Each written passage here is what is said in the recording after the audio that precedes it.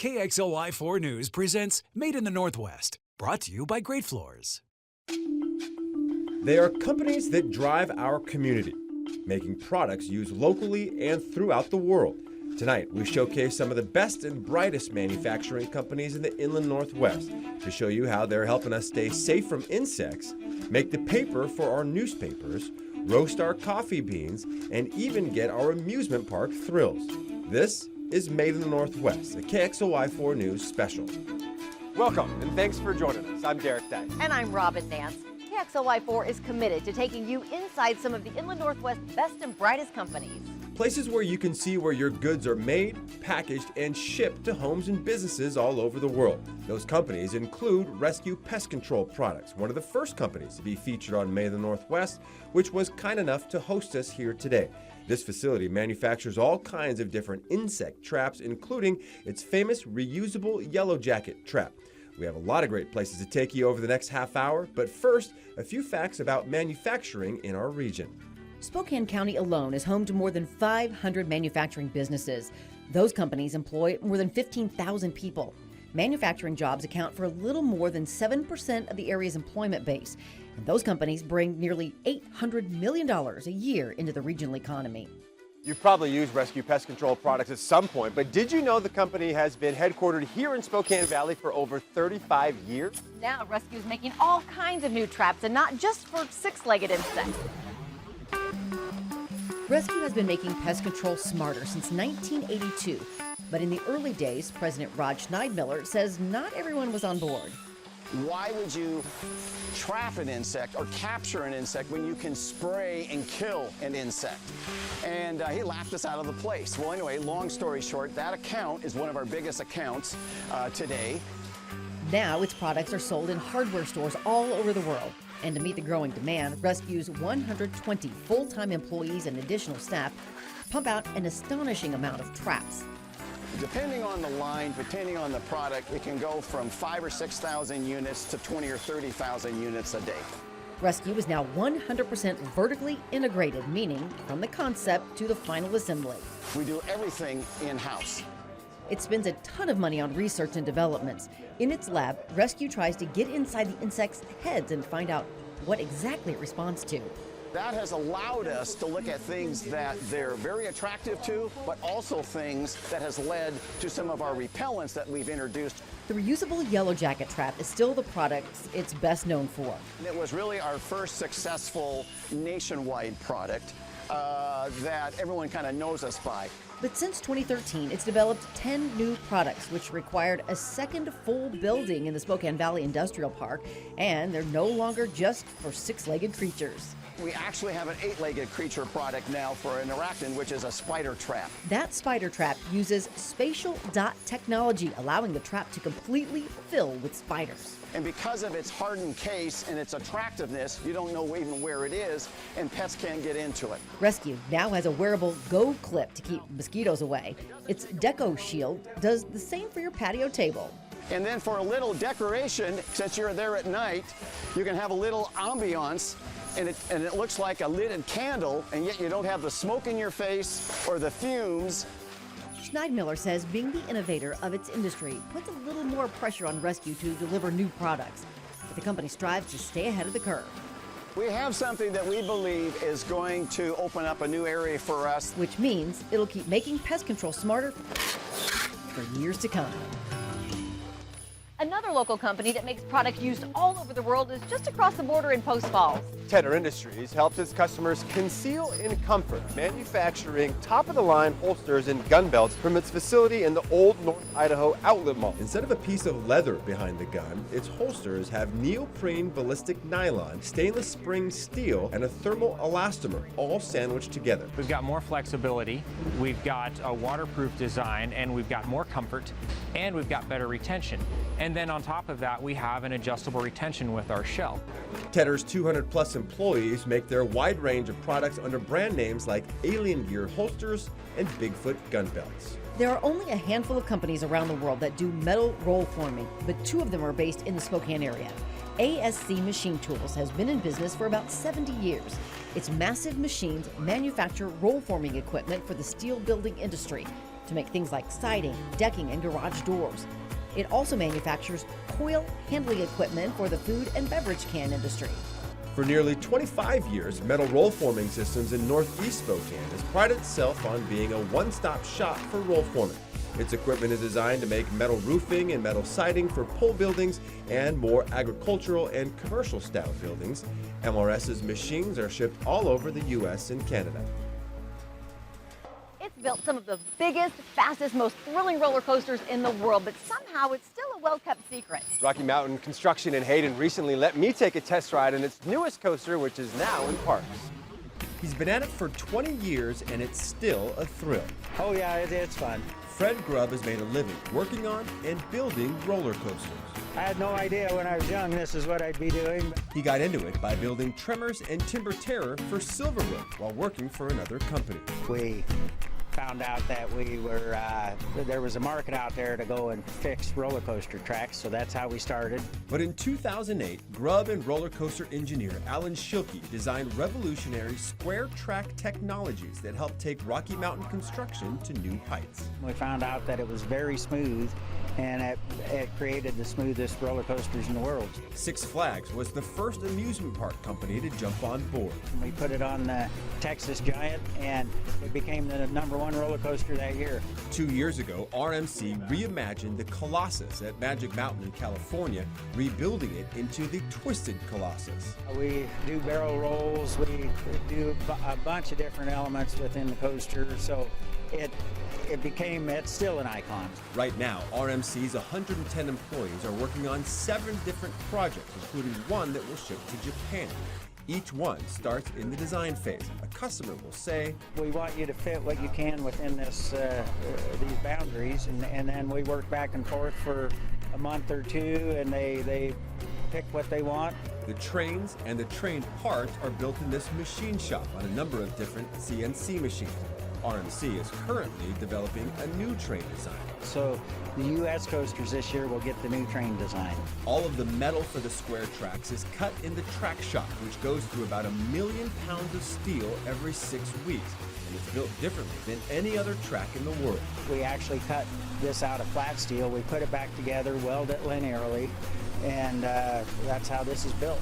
The track pieces are then sandblasted and painted before being shipped off to parks. RMC's newest roller coaster is called the Raptor Track. They're going to get a real coaster that fits in a small space with all of the elements that a big coaster has in it. They have a test track for it right on site, so of course I had to strap in and do a little testing myself. And here we go, the Raptor Track! Rocky Mountain Construction's all new coaster. Oh yeah! Woo! Woo! That was awesome! But the Raptor Track isn't the only big new project in the works. The new roller coasters coming out for next season will be, there will be new records set, the tallest, the fastest, so forth. Which means Rocky Mountain Construction will continue to be the source of big thrills for people all over the world. Oh yeah! In October, the Raptor Track won the Engineering Grand Award from Popular Science, and we can't wait to see what RMC does next. Stick around, there's a lot more to come here on Made in the Northwest. Our forests have created a lot of jobs in the inland Northwest. Coming up, why Vaughan Brothers in Colville focuses on small logs for better lumber. Plus, the paper for the newspaper you read is most likely made in Millwood. We'll take you inside Inland Empire Paper when we return.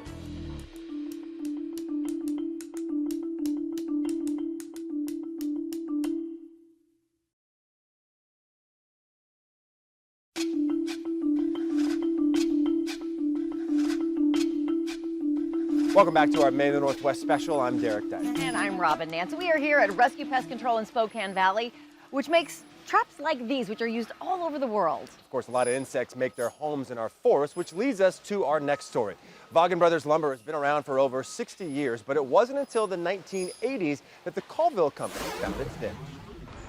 Small logs, better lumber. That's the motto of Vaughan Brothers Lumber, but it wasn't always the case. Father Dwayne Vaughan saw a need in the 80s to move away from traditional sawmilling of larger logs into focusing on a smaller log. The move was made partly because of availability, but also with a focus on forest health. We're going to manage it in a way where we're actually taking the byproduct of those good forest restoration efforts and turning it into quality products for consumers around the country. Vaughan Brothers says the small diameter trees it pulls from the forest have grown slow, producing really strong lumber. So it allows us to go into engineered wood products and trusses and things like that to build homes that is straighter and cleaner than a lot of the other products that would be from a more traditional fast-growing tree farm. Recently, it was still salvaging black lumber burnt in 2015's fires. We remove that black char and the lumber is still good. Every day, a massive amount of lumber is trucked into the Vaughan Brothers facility in Colville. This 128-foot crane handles about 120 truckloads of logs each day. It's capable of picking up a truckload at a time, or the equivalent of about 30 tons. They get separated by the type of log that they are, and then we run those batches through the mill. Each batch is then fed into the Hugh saw.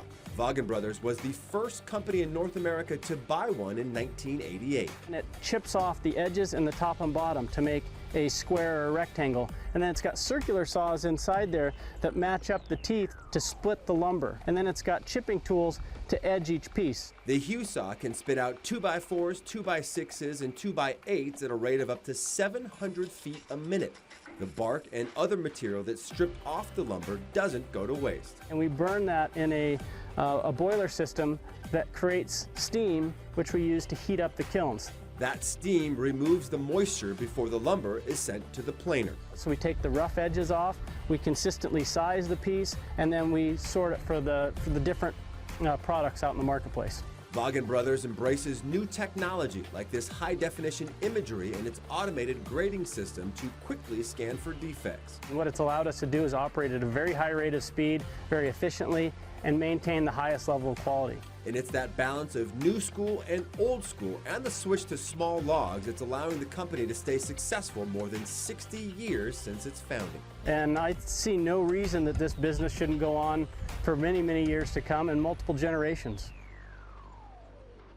Some of that lumber is used by Coeur d'Alene Wood, a Post Falls company that is modernizing the reclaimed wood industry. Longtime builder Chris Bartimioli and his partners developed a patented three-step process to achieve the look of reclaimed wood.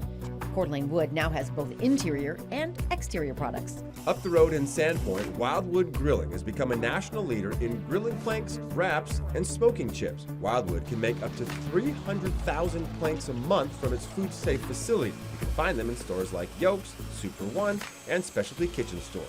When you read the Spokesman Review or the USA Today, the paper for that newspaper is most likely made in Millwood.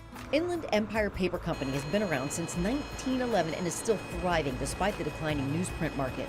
IEP has more than 150 customers throughout the U.S. and can churn out one of these 25-ton jumbo rolls about every hour. And an analogy I can use to how much paper we produce in a day is if you left here today, Derek, and I attached the paper to your bumper, you could drive from here to San Diego in a 24-hour period and cover the highway with paper. And while IEP deals primarily in newsprint, it can manufacture an unprecedented 40 different grades of paper. If you read your morning paper while sipping on coffee made by a local roaster, there's a good chance those coffee beans are roasted on machines made by a North Idaho company. Dietrich Roasters are used all over the world. We'll show you how they help roasters in the pursuit of the perfect roast. With all the apples in our region, it's no surprise cideries keep popping up. We'll tell you about North Idaho cider coming up on Made in the Northwest.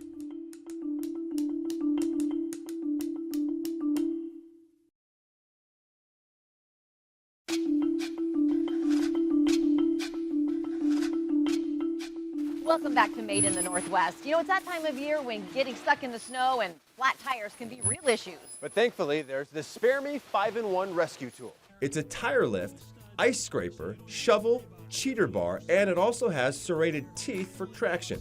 Brothers Kevin and Dan Clear got their big break on the Home Shopping Network 2 years ago. And back in April, SpareMe was awarded the Most Innovative Concept Award by the United Inventors Association. Tom Sawyer Country Coffee is one of the dozens of popular local coffee companies. It opened a shop near Kendall Yards about 2 years ago. Sawyer has been in the coffee business for more than 55 years and hopes he can keep perking long enough to reach 75. Like many local coffee companies, Tom Sawyer uses a Dietrich roaster to roast his coffee beans. After more than 35 years in business, the Ponderay Company has built its reputation around the world for its top-of-the-line products. For nearly 4 decades now, Dietrich Roasters has been dedicated to helping coffee roasters in the pursuit of the perfect roast. Our customer is anyone from the entrepreneur who's opening his own coffee shop and wants to roast his own coffee beans, to much larger companies who roast not only for themselves but for many other companies. With new ownership, the company has aggressive plans for growth, and it sees most of that growth coming from overseas in countries with an increased appreciation for specialty coffee. Like in Eastern Europe, in the Baltic nations, in China, even in Myanmar, in Thailand. Dietrich's 75 employees in Ponderay ship about 300 coffee roasting machines a year. The biggest can roast up to 2,000 pounds of coffee an hour with its infrared heaters. And since the beginning, Dietrich has always demanded its machines be built to the highest possible standards. There are only 2 or 3 companies who build a good, really good product, and we have a reputation worldwide of having built the best. Building a roaster can take anywhere from 8 to 14 weeks. In the machine shop, through welding, bending, and other processes, the highly skilled craftsmen that we have out there can take that and transform it into something like this. After the machines are powder coated, they go back into assembly. They'll add all of the electrical components. There are gas lines that go in there. There are burners that are inside it. And when manufacturing is complete, they actually roast coffee in them and test the beans right on site. We'll satisfy ourselves that it meets the requirements. We'll often add logos. We'll custom paint them. One aspect believed to be unique to Dietrich is that they're able to customize their roasters, not only in color, but in design as well. This one will be shipped to a company in Arizona. I would argue that almost every one of them is unique unto itself for one reason or another. Dietrich is now partnering with a company called Cool Energy, using a product to take the hot air its roasters create and convert it into electricity. Portland Roasting is already trying it. And they can generate up to 25 kilowatts of power. So it's very promising, and it's a development that we're very excited about. Dietrich is also excited about tripling in size over the last 4 years, which has led to the search for a new facility in the area, so the company can continue helping in the pursuit of the perfect roast. And while many of you love drinking coffee in the morning, you might also enjoy a glass of wine at night. Coming up after the break, we'll take you inside Barrister Winery and tell you how it got its name and how it developed its signature style.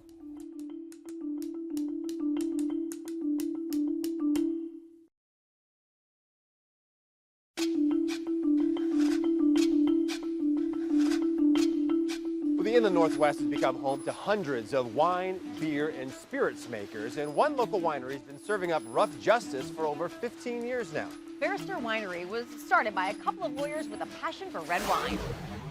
It's a winery built partly on Cabernet Franc and other full-bodied reds, but mostly on camaraderie. Ability to come in here with friends and make wine during the crush season or all year long, but we do it with friends. Nearly 20 years ago, Michael White and Greg Lipsker, a couple of local attorneys and wine-drinking buddies, were on a road trip in British Columbia when they stopped at a shop that sold winemaking kits. And I looked at Michael and said, we've always wanted to make wine, so we bought this kit to make 5 gallons of wine from a concentrate, and that's how this whole thing started. It turned out to be okay wine, but not great. And so we decided we could do better. By 2000, they were buying grapes from Walla Walla and crushing 1.5 tons of them in Lipsker's garage. That same year, they sent 4 wines to the Indy International Wine Competition. And we won 3 golds and a silver. Thought, maybe we're doing something right. That was the first time we thought we had an objective response to the quality of our wines. So in 2001, Barrister Winery was born. The name, a nod to their past lives as attorneys. Under the British legal system, they have barristers and solicitors. And if you look at our logo, it's the scales of justice with grape clusters. Barrister's most popular wine, a red blend called Rough Justice. With the help of some loyal volunteers, Barrister produces 5,000 cases of wine a year. The grapes now come from 10 different vineyards, from Walla Walla to near Vantage. 80% of making wine is in the vineyard, and 20% is don't mess it up when you get home. So we hope that we're very good at that 20%. After they're crushed on site, the fermentation process begins. We're punching down those grapes 4 times a day in order to mix them up with the juice to extract as much color and aroma and flavor as we can. After 7 to 10 days, its red wines are stored downstairs in oak barrels for up to 4 years. Barrister has become known for its signature style, but it's also become known for hosting events in its more than 100-year-old building. Weddings, receptions, rehearsal dinners, birthdays, client appreciation events. People just love the romance of it and all the lighting and everything. So it's really a huge factor for our business. And business is just fine for Barrister where it is. We really don't want to grow any larger. We're kind of at a sweet spot. A verdict these lawyers turned winemakers are content with. How about honey wine infused with botanicals? That's what Jeremy and Michelle Kinsel make at Hierophant Meadery in Greenbluff. The couple has pre-med degrees in herbs, which makes them uniquely qualified to specialize in this style of meads. And the bulk of the honey they use comes from their Greenbluff neighbor, Tate's Honey Farm. It's hard, it's real, it's natural. That's the motto of North Idaho Cider. The Hayden Company's only been around since 2014. But it's been growing in popularity and production volume ever since. North Idaho Cider uses apples sourced from the Yakima Valley, producing more than 25 barrels or some 800 gallons a month. It makes 9 varieties of cider in the European pub style, so it's dry, not sugary and syrupy. There are a lot of great sweet ciders out there. The problem with them is that you end up, getting an aftertaste. And with a dry cider, you don't. It finishes nice and clean and crisp. Bottles of North Idaho Cider are available now in local stores and in 38 states through an online vendor. We've been at it for more than 6 years, but we're always looking for more local manufacturing companies to feature on Made in the Northwest. If there's a company you think we should feature, you can email me at derekd@kxly.com, find me on Twitter, or call the KXLY4 newsroom at 509-324-4004. And to see more of our Made in the Northwest stories, you can head to kxly.com and look under the Features tab. And that'll do it for this special edition of Made in the Northwest. I'm Derek Dyke. And I'm Robin Nance. Thanks for watching.